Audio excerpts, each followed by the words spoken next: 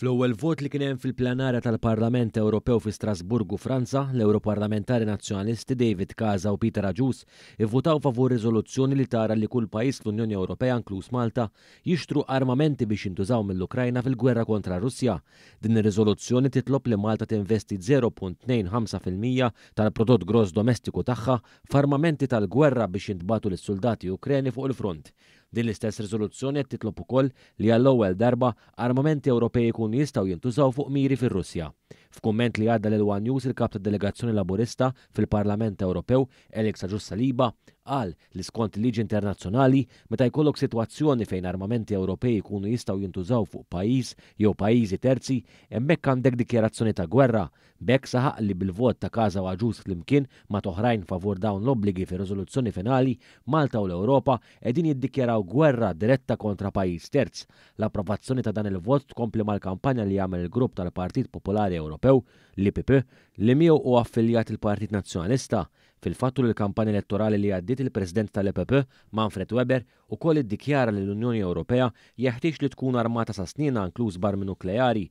Min-naħa l-oħra l-Europarlamentari Laburisti Alex Agius-Saliba, Daniel Attard u Thomas Bajada kienu l-uniċi membri parlamentari Ewropej fil-grupp li appartienu lilu tas-Soċjalisti u Demokratiċi li mhux biss ivvutaw kontra dawn l-emendi imma anke kontru riżoluzzjoni finali.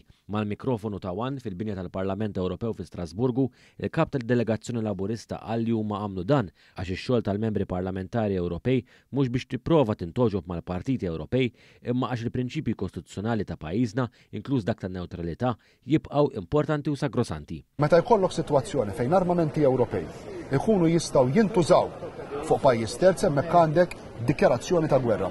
U meta aħna konna qegħdin nitkellmu fuq ir-riskju li l-Ewropa jekk tieħu ċertu direzzjoni tista' tdaħħal lil pajjiżna ġo gwerra u tista' tkisser il-prinċipju tan-newtralità u n-non-allinjament illum il-ġurnata mhux biss huwa approvat b'din ir-riżoluzzjoni, imma David Casa u Peter Agius li jagħmlu kampanja sħiħa jgħidulna li tinbeżżaw in-nies illum black and white ivvutaw favur mhux biss dawn l-emendi manka riżoluzzjoni finali.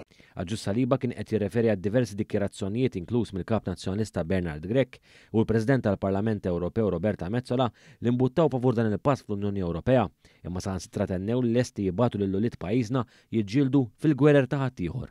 Tal-istess fema kien l-Europarlamentari Daniel Attard li f'kumment li tella fuq il-midja soċjali qal li bil-maqlub ta' rappreżentanti tal-Partit Nazzjonalista huma fissem il-Partit Laburista qatt ma se jippruvaw jikkompromettu l-interess nazzjonali.